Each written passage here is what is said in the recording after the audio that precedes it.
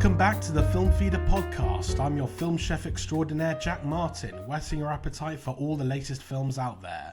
And today we're going to be looking at the classic teen comedy Mean Girls, a film that is 20 years old this year. I can't believe it. I am seriously getting old. This is a worry. And you know what's making me feel even older? I have my 13-year-old goddaughter with me, Bethany Marks. Hi. Hello. The meanest girl I know. No, that's actually not true at all. Nothing could be further from the truth.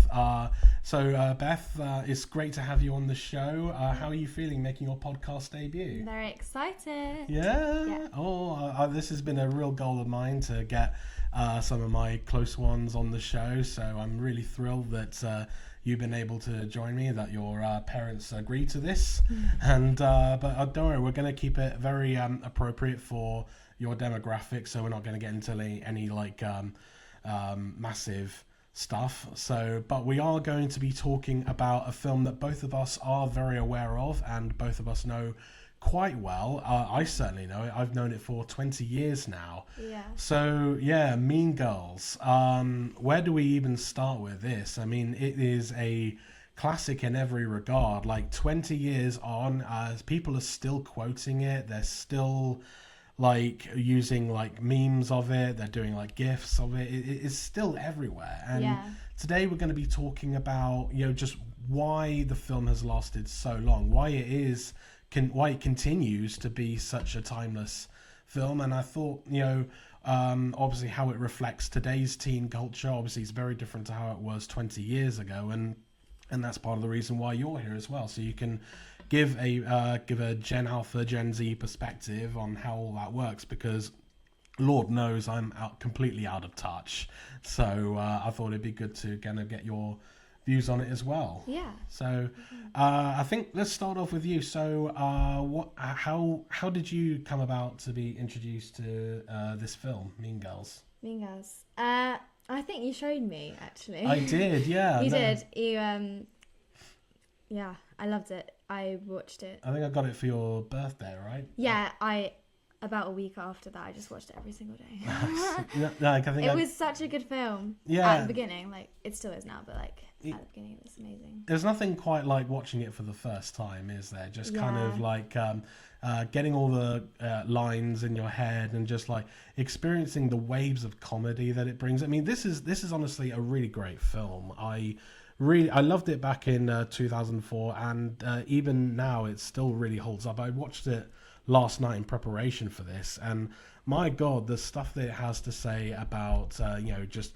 society in general, survivalism, and just all the sorts of teen issues that continue to be problems today. It's just, I can't believe how ahead of its time really that this film is. So I can guarantee you, Bethany, in 2004, this film was just astronomical, even back then. I can imagine. Yeah, no, seriously, I had people in school who were kind of took after certain characters, probably not the right ones, but that's school for you.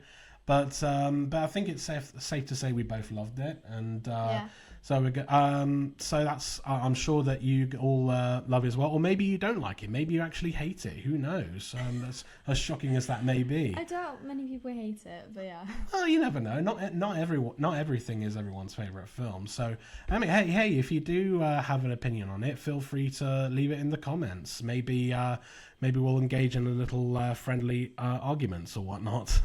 Let's keep it civil though.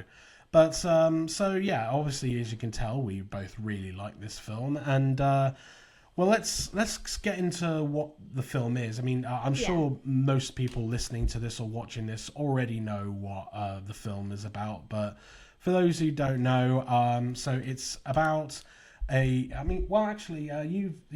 got more experience in the film than I have. You've probably seen it more than I have. So do you want to give a little recap as to what the film's about?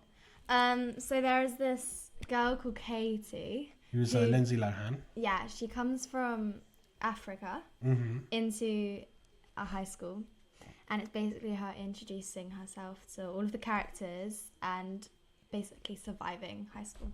It's pretty much that. So she's homeschooled, and she's going to high school for the first time. Just kind of finds it difficult to fit in there, and she eventually comes across a group of very exclusive girls. Like, there's only 3 of them. They're called the Plastics, and they're just a bunch of girls who have lots of power and influence, and they're led by Regina George, who's played by Rachel McAdams, and she's as she proves throughout the film, she's a pretty nasty piece of work. She's just horrible to just about everyone, and she eventually screws over Katie by getting back with her old boyfriend, who Katie happens to have a crush on, and it's just about how Katie and a bunch of outcast students, Janice and Damien, who are Lizzie Kaplan and Daniel Franzesi, how they just kind of go about revenge by infiltrating the Plastics and turning the others against her, the others being Karen, who's Amanda Seyfried in one of her first roles, and also Gretchen Wieners, who's Lacey Chabert, and it's all just about the politics of high school and all the sorts of different cliques and groups that we're all expected to hang out with or not hang out with, and it's a very smart film, and it's there's so much to talk about with in terms of like what you said, just surviving high school. Surviving, it's a big word. Yeah. Keyword. Yeah, sorry. But yeah, surviving is a huge keyword, because obviously the fact that, you know, Katie does come from Africa, she comes from this very like wild environment, obviously, with all the outdoorsy stuff and all that, surrounded by many animals. So, and she keeps having visions throughout the film that are, you know, just like just people just acting like animals, just in normal situations like they're at the mall or just fighting in a cafeteria, and it's all very kind of like fantastical, but at the same time it's very exaggerated. Like it's almost like, because that's what she's used to when she was in Africa, so it's kind of like in her mind about what the situation is.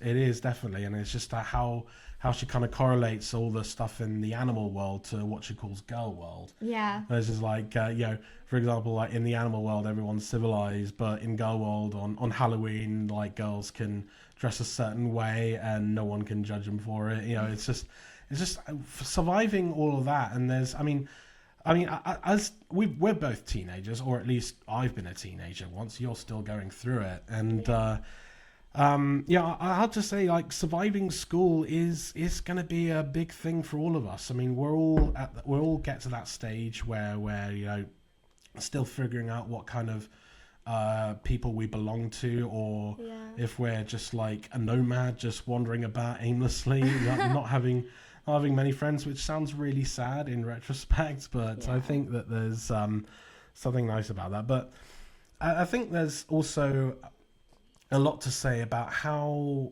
the film in a nutshell is all just about, like, it's a satire of like just how you can look at view as society in general. Like, I mean, I get the feeling that a lot of hierarchical systems start at school. Like the friends that you make, the sort of power that certain groups bring. You know, you get that a lot in actual adult life, and because the film is actually based on a non-fiction self-help book called Queen Bees and Wannabes. So that's by Rosalind Wiseman, and that's basically a dive into the sociology of teen cliques and like the people that we hang out with at school and how our behaviors develop around those sorts of things. Like when you look at the Plastics, they're all kind of very vapid and self-centered and kind of dim-witted in their own way, especially Karen. They don't really have a sense of individuality among them. Like they're all just kind of the same. They are the same, yeah. And then they're all, in the case of Karen and Gretchen, they're all kind of following Regina's commands because she is the actual queen bee. And I think that there's so much you can draw. I mean, it's really a timeless film. We'll talk about this a bit later on, but it's a timeless film in a lot of senses because, you really feel that every teen goes through this, whether they're, you know, in a situation like Katie or Regina George or wherever. We all experience groups of people who just kind of fit among each other, and it's not just in high school; it's in life as well. You find like a lot of people just kind of form their own gangs, as it were, form their own friend groups, and sometimes you can feel left out. And Yeah. I mean, I don't know. I mean, do you go through this sort of thing at school? Like, if you, I don't know if you belong to any cliques or whatever, but like, I mean, do you find that sort of way, like certain kids at your school kind of form their own kind of plastic-like groups? I mean, I think in every school there is that plastic group, and I certainly have one. So. Well, let's hope you're not exactly the Regina George. No. Oh, that's good. But yeah, no, I think I mean, it's all just about how society functions in and of itself. And the script is great. So the script was written by Tina Fey, who also stars in the film as Miss Norbury. And obviously she based it on the book that I mentioned, Queen Bees and Wannabes. And it's quite striking how, because at the time, Tina Fey was obviously known for like being like one of the head writers at Saturday Night Live. And also she went on to write and create shows like 30 Rock and Unbreakable Kimmy Schmidt, and those are great as well. If you ever get a chance to watch those, like they're kind of got similar senses of humor as Mean Girls. Like they're very kind of out there and kind of a weird sense of humor. Like Unbreakable Kimmy Schmidt especially has that, and that's on Netflix. Yeah. But I think the script is great because Tina Fey really kind of has a lot of fun playing around with all the societal expectations, especially in high school. Like you belong in this kind of class, or you don't belong anywhere. Like that film would be so much fun to star in. It would be so much fun. Yeah, it would be, and it must have been a lot of fun to write as well, because obviously Tina Fey is a hugely talented writer, and she really made it work. Obviously, like the amount of quotable lines in this, I mean, it's just like you can fill an entire book with them. Like how everything from like, oh, that's so fetch, or like you can't sit with us, or just like as I said, she has a way of kind of really getting into the heart and soul of this, but also making it a really fun movie. Like I think that it's it is fun, but it's also, it does tackle a lot of heavy themes. Like there's a lot of stuff about peer pressure in there. Like I think like there are angles where you can see like Katie becoming much more influenced by Regina George and all the rest of the plastics the more that she hangs out with them. And Karen and Gretchen themselves are always trying to kind of suck up to Regina a lot, trying to share the same views as her, because they don't really have the individuality to decide for themselves. And it's kind of sad, really, because I mean at that age I'm sure that there are a lot of kids who want something to kind of latch onto, something to give them purpose that maybe their families can't provide for them. And I think that a lot of kids can be in danger of just falling in with the wrong crowd and getting bad influence, and starting to act out in ways that ultimately make us unrecognizable. Like Katie certainly goes through that through the film, and the more she kind of hangs around the plastics, the more she actually becomes, like they even say in the film, a clone of Regina.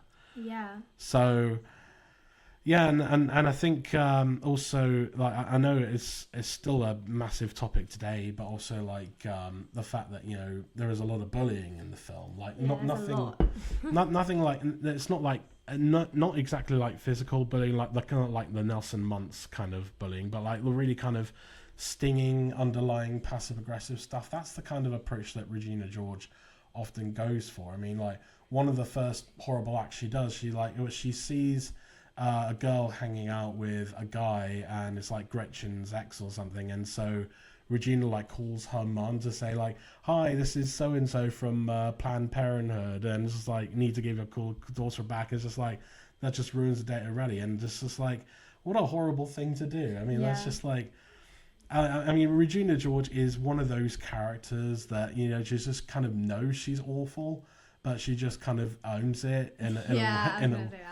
a way that she just she's proud of being herself. it's in a way a good thing, but in her case, definitely not. She's just like she does not give an F about just being a total B word. But no, I think there's also it's quite striking because like a lot of teen films, especially around that time, they were a lot of them were kind of like a lot about the from the guy's point of view, like especially like 80s, 90s. It's rare that you often saw teen films like this that were told from the woman's perspective, and there are definitely some that were made around that time. Like Heathers is a good example, and Clueless, and all those ones. But I think Mean Girls was one of the first ones, at least in 2004, around 2004, that really kind of took that level of femininity and really kind of ran with it. Like it didn't really kind of like put it into necessarily into gender barriers. Like I saw these characters as people first, and not like girls or whatever. So I really respect the fact that it really kind of talked about these kind of issues, these feminine issues in a kind of teen society that again at the time was very male dominated, and in a way some of it kind of still is, but I think there's more of an awareness now that it's not just guys who can have fun with it all, like it. I think there's a much more. No, definitely not. I mean, like I said, there's still plenty of female-led teen comedies, and a lot of them are really good. Like I think Heathers is a lot of fun. That's kind of a much darker one from the 80s. I think you might like that one. That one's kind of. I mean, if it's kind of like a bit more of an edgier Mean Girls. I mean, people actually die in that one. But ultimately, I think in the end, it's nice to get that. Even though it's all about adolescence, there is a sense of maturity by the end as well. Like I think, by the end, certain characters, they obviously they learn their lessons, and they kind of use that to kind of become better versions of themselves. Better people, yeah. I mean that's the kind of like typical happy ending that we see in a lot of films, and it's for a good reason. It's people want to go out on a good feeling. They want to make sure that these characters who we've been on this journey with have changed in some way, and in some ways they do. And at the end you see all this montage, like everyone just kind of like gets on. I mean, even Regina George kind of has a bit of a change of heart. Kind of, she's learned to channel her anger into other things, and it's all that sort of stuff. But I think in general, like, for me anyway, for my generation, I mean, I remember when this film came out. I think it was like the summer before I started like year 7. So I could see like a lot of girls in my year were kind of becoming influenced by that kind of like that kind of world, that girl world, I guess. Being more concerned with their looks, and being more into boys and all that sort of stuff, and being a bit cattier as well. Yeah. Like it's a shame because like it's I know it's a phase that we all go through, but I think that there's it's just something. I think that it's just something unavoidable, really. And I mean, I don't know. Do you ever feel that way? Do you ever encounter people like that at your school? Definitely. Yeah. Definitely. I mean, obviously, it's not because they want to, but some people have like backgrounds where they feel like they have to be on top at some level. So there's definitely lots of girls at my school who are like that. yeah it's kind of like I guess it's like kind of like what one wants to do in order to be popular and be well liked among others. I mean, it's the same with adults in a way. There's everyone wants to be liked, and honestly, some people will do anything to be liked. Even if it means doing horrible things. But at the end of the day, we just want that kind of validation. And I think like when you're in school and your kind of maturity hasn't quite settled in yet, I think there's more of a drive to do all these wilder and anarchic things just to get on people's good sides and get noticed. Like whether it's like throwing parties or doing lots of favors or whatever. I don't know, but everyone has that thing they want to do to try and like get in people's good books Yeah. and not end up in the burn book as they do in this film.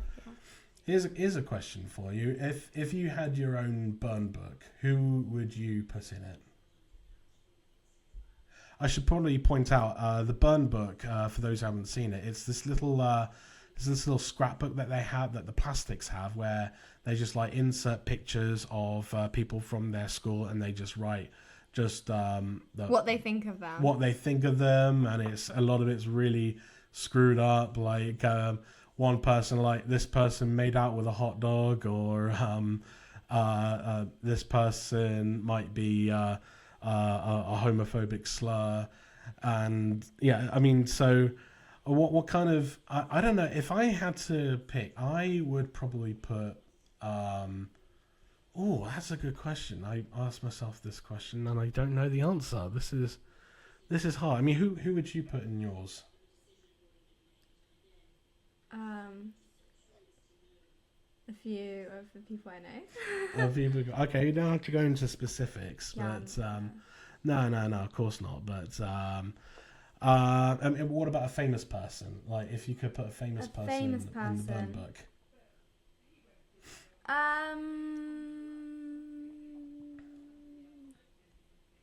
Hailey Bieber. Hailey Bieber. Oh, okay. What makes Hailey Bieber go in your burn book? Not sure. Just Not a fan. I like Selena Gomez more. Oh, shots fired. Selena, if for some reason you're Just listening like to her this. makeup brands. Oh, you like her makeup brands? Yeah. That's the reason. It's just, Yeah. Justin should get back with Selena just because she has better makeup. Rhode is good though. Oh yeah. Yeah. Is that what you're wearing right now? No, but I like Rhode Beauty a lot. So. Oh, okay. Is that Hailey's? No, makeup? that's Selena's. Oh, this is how out of touch I am. I don't know all these makeup brands. Wait, I need to double check I got that right. Yeah, no, I'm pretty sure it's. I mean, like, I don't know. I think like there's a lot of people who'd go in my burn book. A lot of politicians. I think don't want to get too political on here, but I don't know. In terms of famous people, I don't know. I think the one that annoys me the most is probably I don't know. I can't answer my own question. That's really weird. Yeah. I don't know. I guess off the top of my head, I'm not. I think like there's something about Sabrina Carpenter that I think. Don't say that. Don't say that. Don't say that. Why? Because I'm going to her concert in March. You're going to a concert? I mean, hopefully, yeah. Oh, that's so cool. Don't say that. No, I don't know. No, Sabrina. she's got a new She got a new album. She does with Short and Sweet. Short and Sweet, yeah. Jenna Ortega's in one of her videos. Oh, that's cool. No, I mean, I bring up Sabrina Carpenter because, I mean, like, look, I don't know for a fact. She could be lovely in real life. I don't know.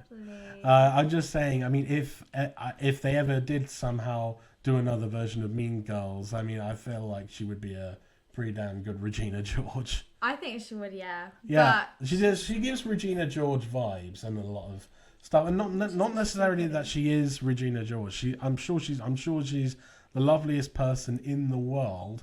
I'm just saying, like, I mean, it would not surprise me if they cast her in some kind of like Regina George, like in the stage musical or something, which we'll talk about later. that would be so good, actually. Well, you know, because Renee Rapp, who actually played Regina George in the recent Mean Girls film from back in January this year, that was adapted from the stage musical. I mean, she actually did play Regina George on Broadway before it closed down.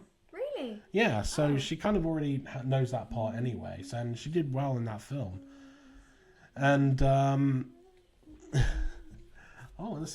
I think you're singing a bit of the song there. I think we've got to be careful not to get copyright struck. Yeah.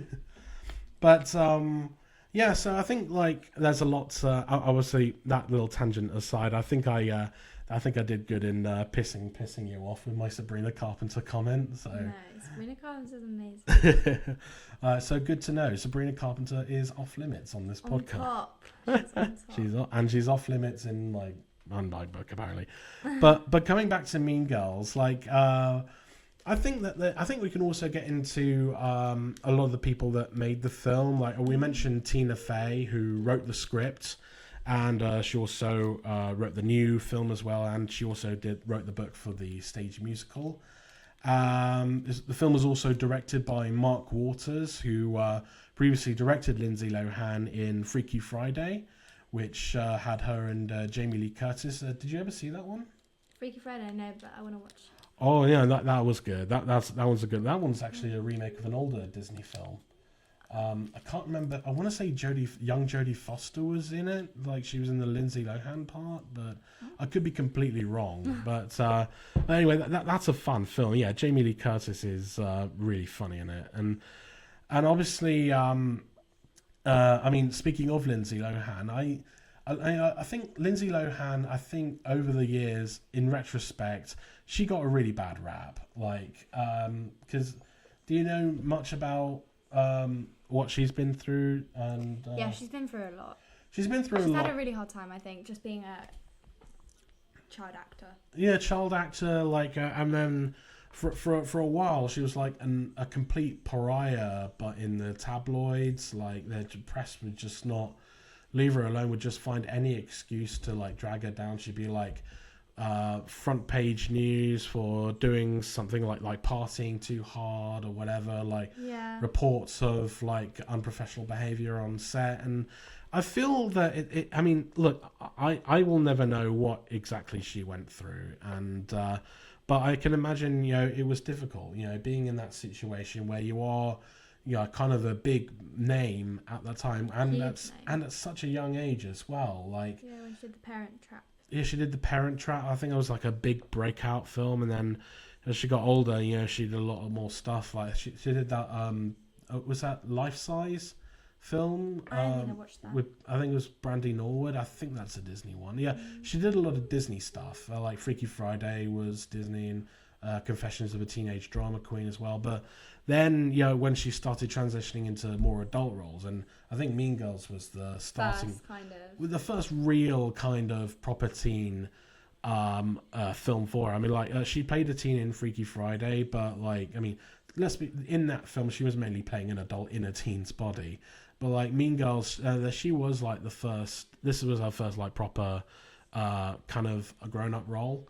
And honestly, I thought she did really well. Like, I was watching this last night, and I was just thinking, like, wow, she's actually a really good actor. Like, she's got the charisma down to it. She's very likable, and I think that, you know, she's definitely got a good nature to her in that film. Anyway, she plays Katie very well, and it's a shame to like see all that negative press kind of affect her career in a sense, really because I think she really does have promise. She still does. I mean, she's technically still going. I mean, like, she's popping up now in a lot of directing Netflix romantic comedies. Like, she did one like a couple of years ago as a Christmas film. Oh. And so it's like something called like Falling for Christmas or something like that. Oh, yeah. But it's actually kind of, the film is like naff as hell, but like it's hilarious because like in the film, like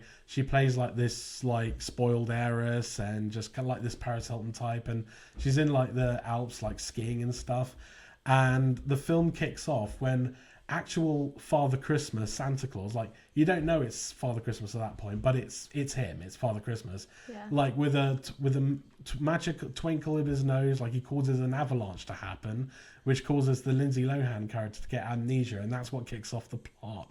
And I just think that is so random. It is so random. It's the most, I mean, my God, that's tip of the iceberg when it comes to these sorts of like Netflix Hallmark Christmas films. My God, there's a whole genre of it. Like, honestly, I could do a whole episode just talking about those because those I love Christmas. some of those are insane. Like, there's a lot of Prince Christmas ones. Like, there's like a Princess Switch kind of things, like Vanessa Oh, Hudgens. I do like that. I Yeah, love that movie. those very like they're very artificial, like lots of greens and reds, like very Christmassy colors. Like it's so obnoxiously Christmas that it's kind of amazing.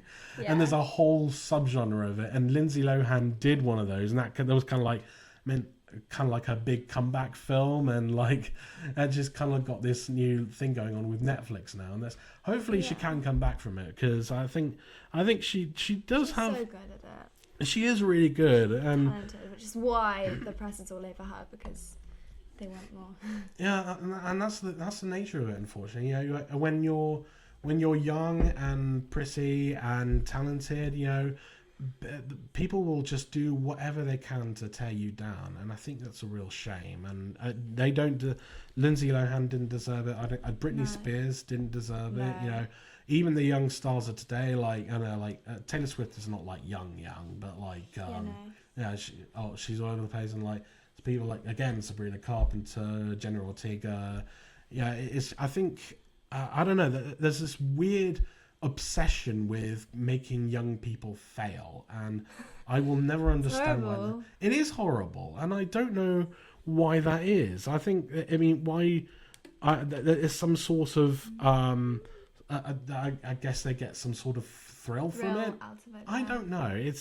It's weird, but Lindsay Lohan, honestly, she's always been a good actress, and I'm really glad. And obviously, she has a role like Mean Girls as part of her legacy. But for me, honestly, the big MVP of this film is honestly Rachel McAdams. Like, because I mean, this was obviously her big breakout role. I think that the biggest thing she was in before this film was that film The Hot Chick, where she played like a man in a woman's body, and like Rob Schneider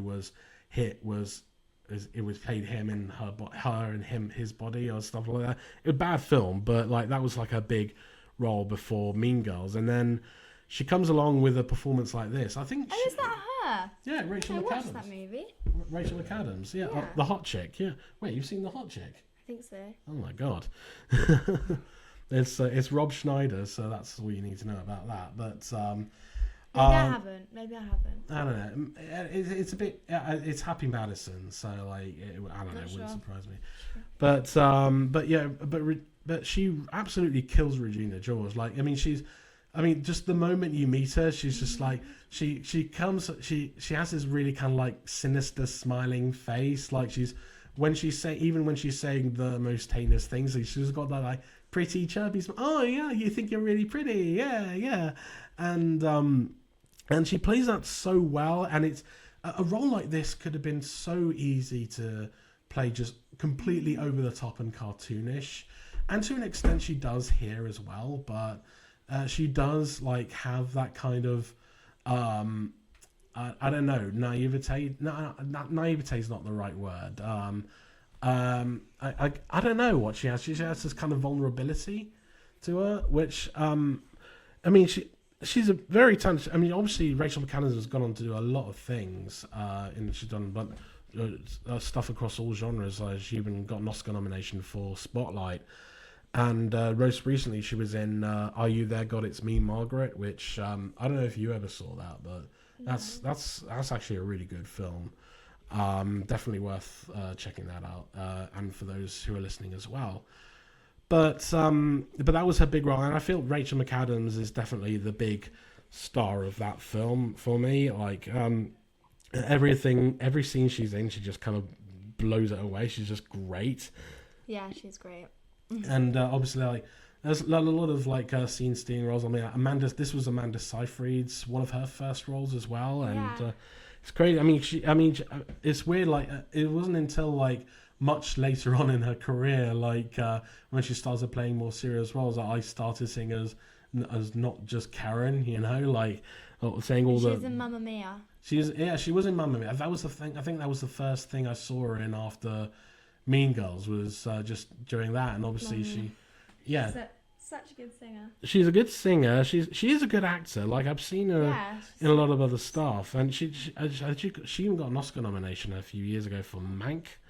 That was on Netflix, and she's good in that too. And yeah, I think in general, I mean, because you even get a few of Tina Fey's SNL cast members in there, like Tim Meadows is the principal, and Anna Gastea is Katie's mum. Amy Poehler, of course, turns up as Regina's mum. She has a few scene moments. Obviously, you can tell that Tina Fey wrote that part with her in mind because I mean it's Amy Poehler.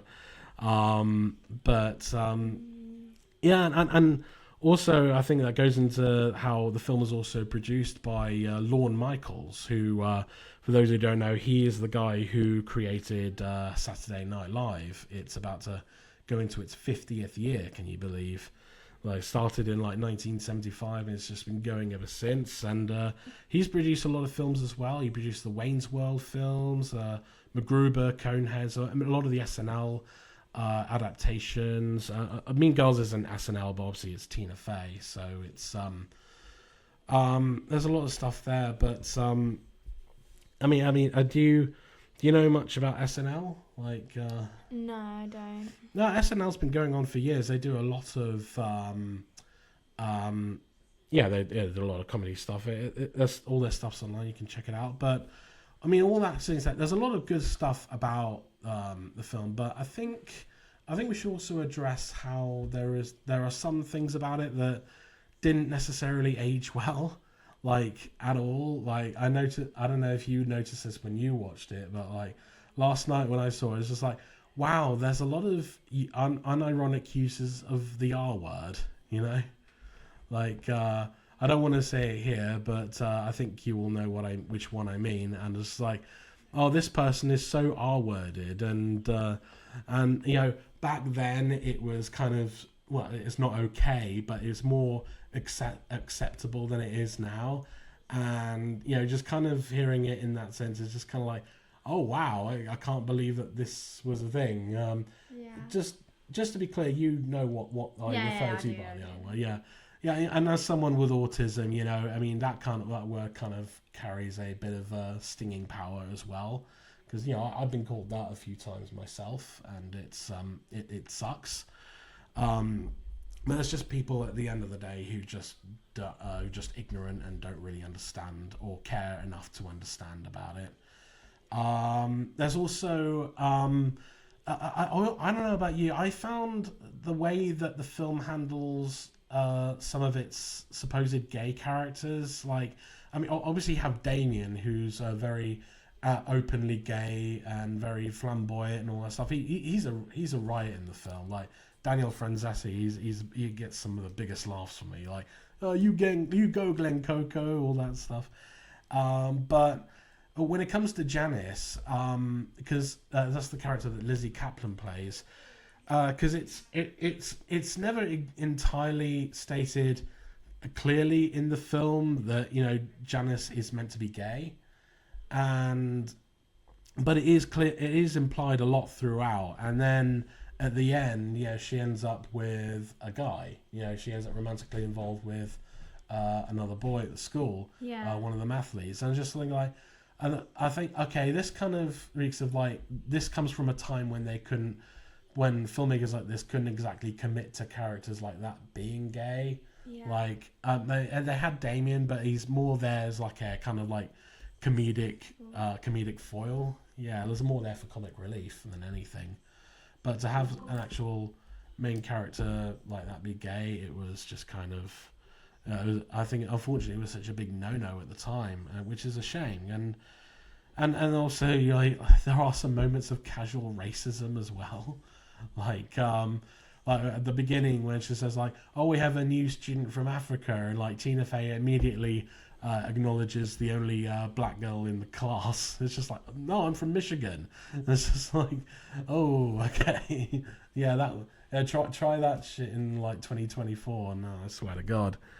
But I think there's also like the film gets into a lot of body shaming as well and sizeism, and Yeah, because one of the big revenge schemes that Katie enacts is like she gives Regina these nutrition bars that contain a lot of stuff to fatten people up, and it's like, actually, it's to help you lose weight, and so she starts eating them and like goes up 1 or 2 sizes, and it's just like everyone starts treating her different because of it.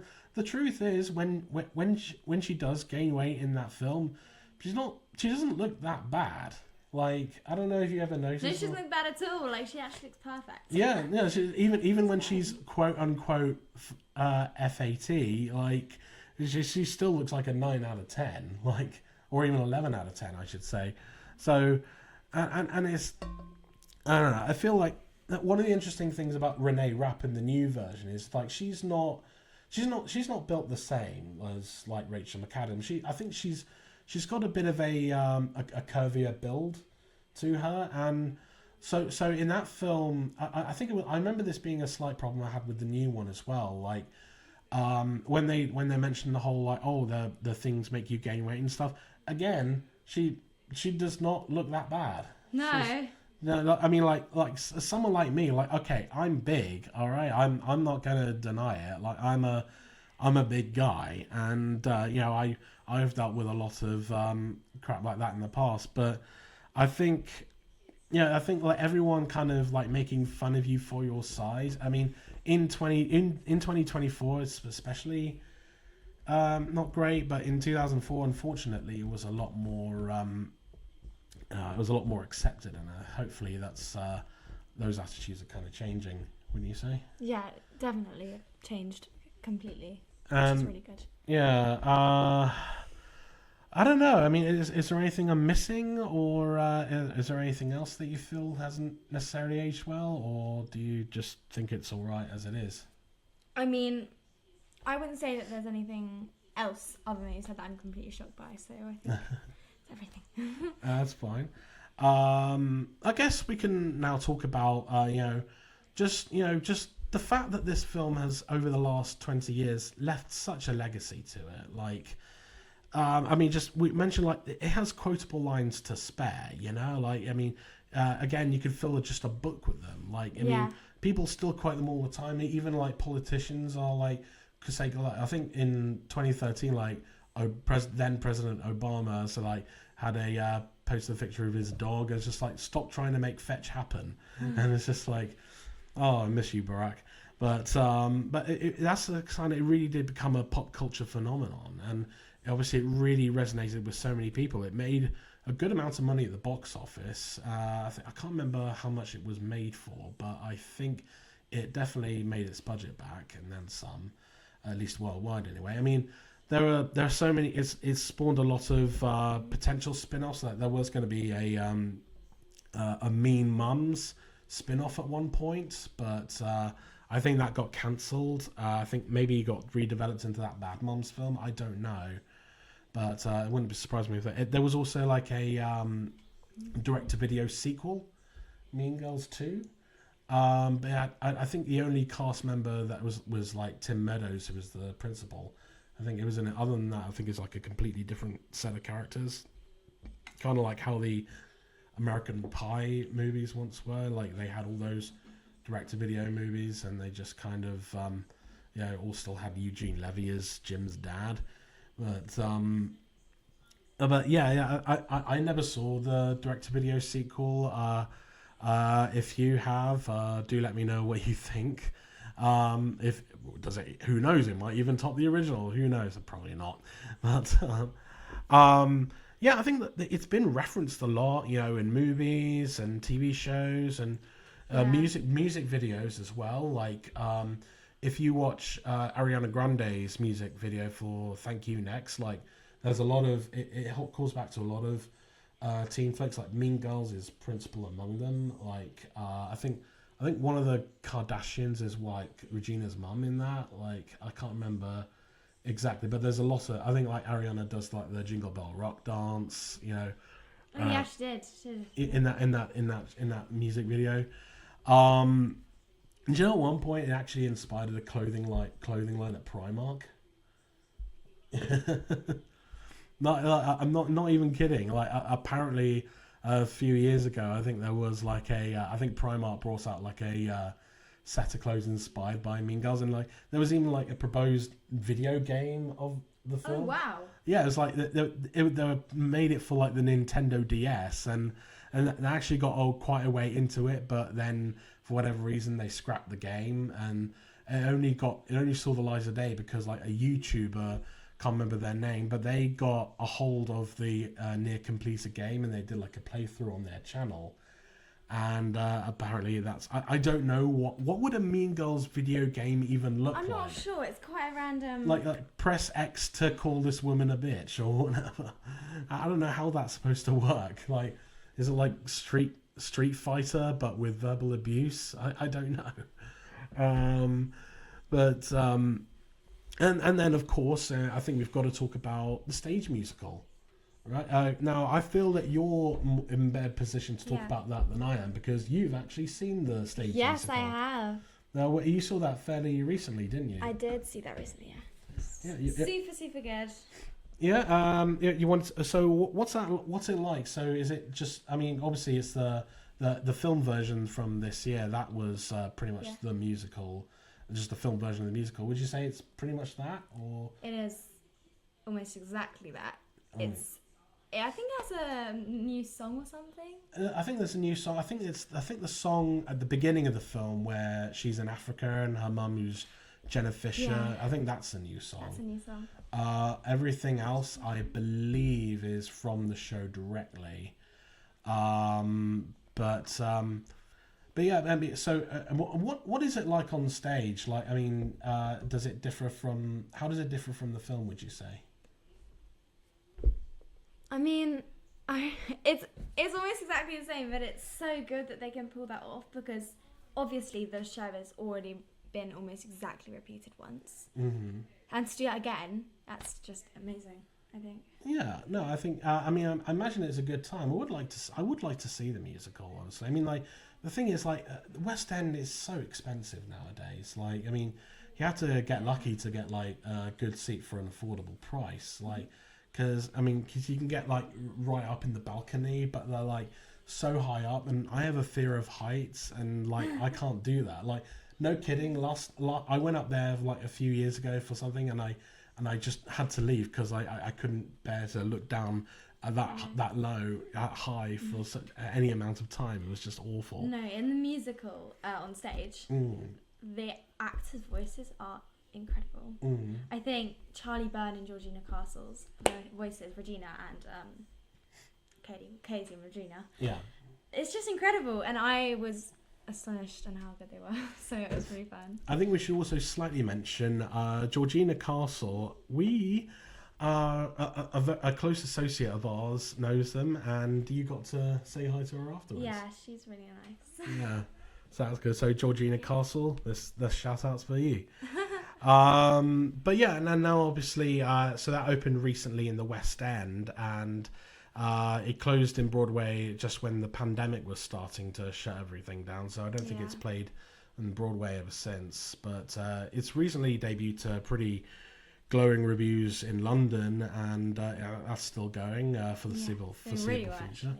Yeah, I can see that going on for a while because obviously Mean Girls is so popular. I mean, like the Back to the Future one is still going, and I want to see that one so badly. Like, Back to the Future is one of my favorite films, so absolutely I want to go see that. But and then of course, you know, leading up to the 2024 film, which I saw. Obviously, the original is better. Let's not deny that, Enya. Let's not deny that, whatever. But I don't think that the new version is pointless because you get a lot of like remakes of fairly recent. I like how they use online platforms too.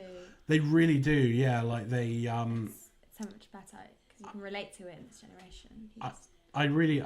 I think that's one of the things that honestly makes the film even more timeless because, I mean, it's the same kind of principle. Like, I mean, like the whole idea is that Regina is kind of being lowered in terms of status, and the new film does an interesting job of showing how they do that. For like all the various TikToks against her and all the Instagram stories, and just how social media kind of like almost does Katie's and Regina's job for them. Like sometimes they don't even need to lift a finger. Like the people can just kind of do it with their own fingertips. Yeah. And I think the new film was very smart in that regard to really address that, but also keep it very the same. Seeing how this kind of story still works 20 years on, like it's quite astonishing. Like I mean, because it's the same themes. I mean, because honestly, you can just look at this whole story and just like if they ever do another version in another 20 years time, like I can see it being remade even more to the where like you can still get a feel for what it is, but also just how it just kind of ages with time, like, and I mean like in a way that like you can absolutely you can watch this any time of your life and you can still get something from it. Like it will still tell you something about life in general, how society works, how certain cliques work, and I think that I think it's really kind of a special film in that regard, because I mean obviously it means so much to teens in general. It meant a lot to my generation when we were teenagers, and obviously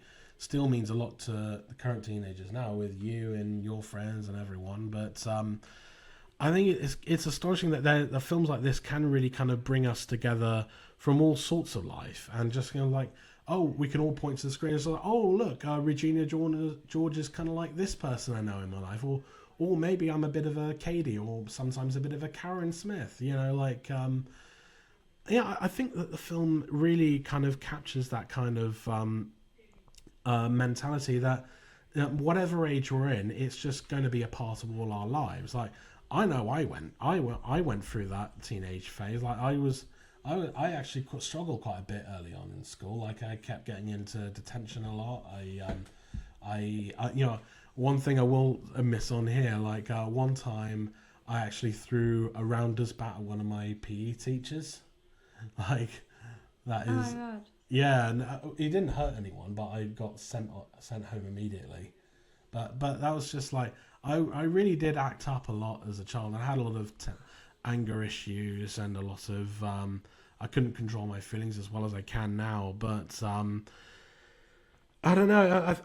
Teenhood is a very interesting. Hard. It's hard for one, and it's also a very interesting time in all our lives, because that's the kind of time where we're just figuring out who exactly we want to be, or what you we're going to be when you're older, who you are, finding yourself. Yeah, and I know you're going through that right now. I mean, there's so much stuff I know that you want to set out and achieve, and there's all the stuff that you can only dream of nowadays. I mean, like I don't know, many people know this, but Beth is actually a phenomenal singer. Like she is. Like I'm not just saying that to embarrass you. Like she's got pipes and a half, man. I think she's got something that could definitely be something in the future. Hopefully, yeah. I mean, but you're doing so well with all this stuff. You do like little theatre programs and getting all the stuff, and you're going for all these big roles. I mean, like all that stuff. Yeah, but I think you've got a real future. And who knows? You could be like Georgina Castle in the future, being on the stage playing someone like Regina George. Yeah. Just get you in a blonde wig. That would be fine. That'd be cool. Yeah. But what I'm trying to say is, like, you've got your whole life ahead of you, but I think it's so great to kind of start making plans for what you want to do. I mean, which could obviously change. I mean, yeah, you might want to be like a singer now, but you might end up working as a office manager at I don't think so. a post office.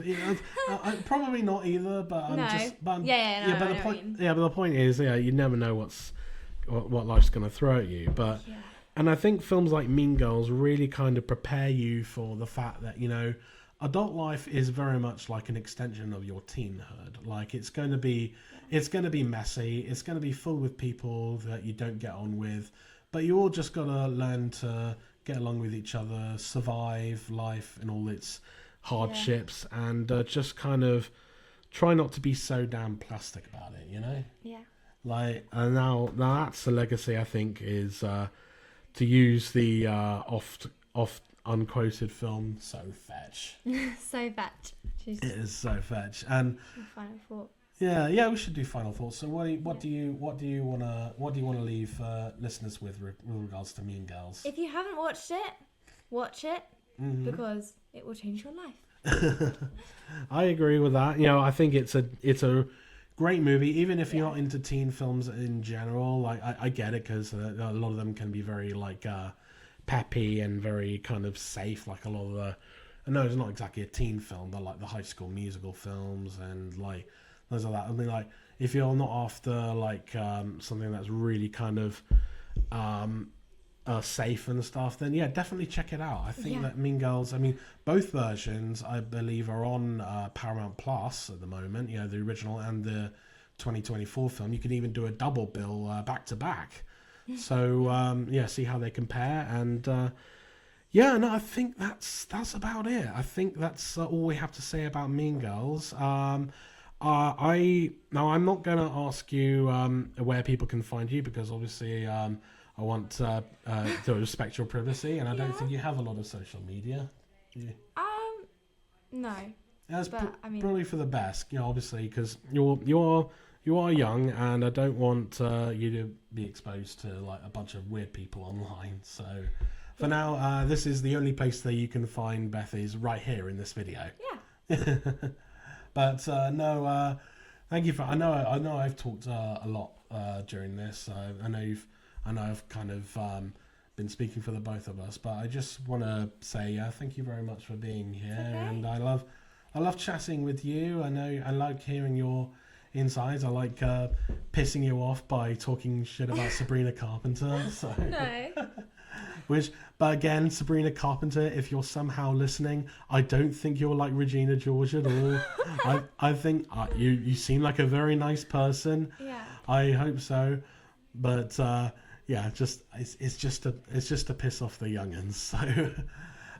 So that's about it. Thank you very much for being my sous chef today, my movie maitre d', as I like to call my guests. So. Until next time, I'm Jack Martin, and I don't know what I'll be talking about next time, but I'm sure I will see you then. Take care. Bye. Hey, you've made it to the end of the episode. Thank you so much for sticking around. Please like and subscribe on whichever platform you may be listening on. Make sure that you're following Film Feeder on all our social media channels, the links and handles to which are all listed in the episode description. And do consider supporting Film Feeder either on our Patreon or Ko-fi pages, the links to which are also in the description, where even the smallest donation, either monthly or as a one-off, will be an enormous contribution towards helping a hard-working creative like myself. Finally, don't forget to visit the Film Feeder website at filmfeeder.co.uk, where I post regular written reviews and weekly movie menus that round up all the latest movies coming to cinemas, streaming and on demand here in the UK. Until next time, I'm Jack Martin, your film chef extraordinaire, whetting your appetite for film each and every month. Bye for now.